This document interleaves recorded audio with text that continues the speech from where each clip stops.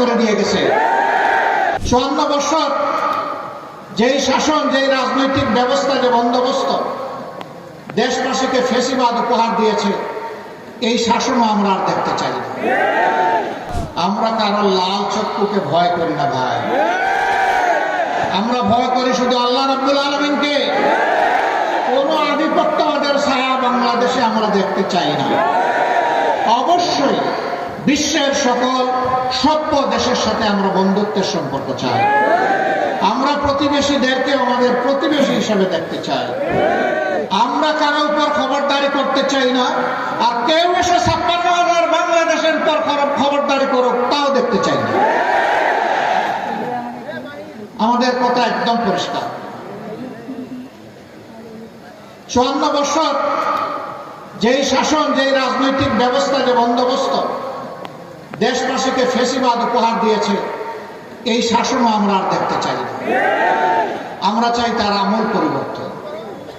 সেই আমূল পরিবর্তনের সময়টা আপনাদেরকে দেশবাসীকে হাত ছানি দিয়ে ডাকছে আগামী 12 বছর। একসাথে দুটি ভোট ইনশাআল্লাহ অনুষ্ঠিত হবে, গণভোট আর সাধারণ নির্বাচন। আমি বলবো গণভোট সফল হলে সাধারণ নির্বাচন সফল হবে, তাই গণভোটের পক্ষে হা বলতে হবে। জুলাই শহীদদের প্রতি সম্মান দেখানোর জন্য গণভোটের প্রতি হা বলতে হবে। আপনাদের বুকের সন্তান আবু সাঈদ বাংলাদেশকে পরিবর্তন করে দিয়ে গেছে। গোটা বাংলাদেশকে উদ্দীপ্ত করে তার জীবন উপহার দিয়ে এ দুনিয়া থেকে সে চলে গেছে। সে আওয়াজ দিয়ে গেছে, হে বাংলাদেশ, তোমাদের হাতের তালুতে আর তোমাদের ঘাড়ের উপর, হাতের তালুতে আমার রক্ত, ঘাড়ের উপর আমার লাশ আমি উপহার দিয়ে গেলাম। আমাদের শর্ত বাস্তবায়নে তোমরা শহীদদেরকে ভুলে যেও না। আমরা কথা দিচ্ছি, আমরা ভুলে যাব না ইনশাআল্লাহ। ওরা কি চেয়েছিল?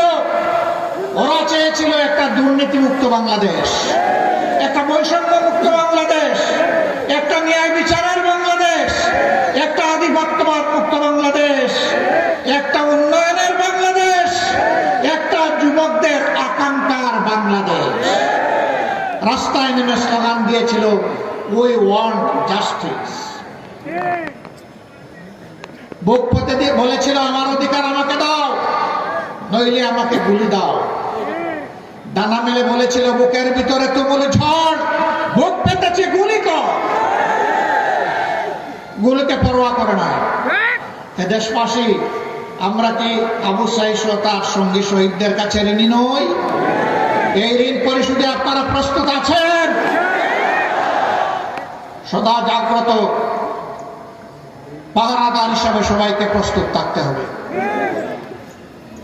আকাশ, নীল আকাশ, মাঝে মাঝে আকাশে শকুনের ছায়া দেখা যায়। ওই শকুনের ছায়া যেন বাংলাদেশের মাটিতে পড়তে না পারে। আপনারা সাবধান থাকতে পারবেন তো? পরপর তিনটা নির্বাচন, 14, 18, 24। আমাদের যুব সমাজ, আমাদের সাধারণ মানুষ, আমাদের ভাইয়েরা বোনেরা একটা ভোট দিতে পারে নাই। যুব সমাজ তাদের জীবনেও একটা ভোট দিতে পারে নাই।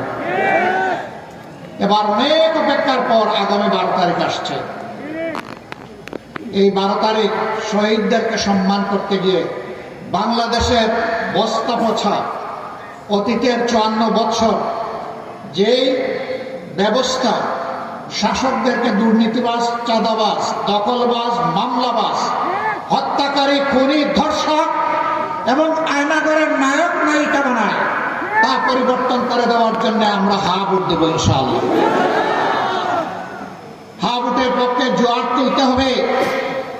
সেই হা ভোটের জোয়ারে অতীতের বস্তা পচা সমস্ত ব্যবস্থা যেন ভেসে যায়।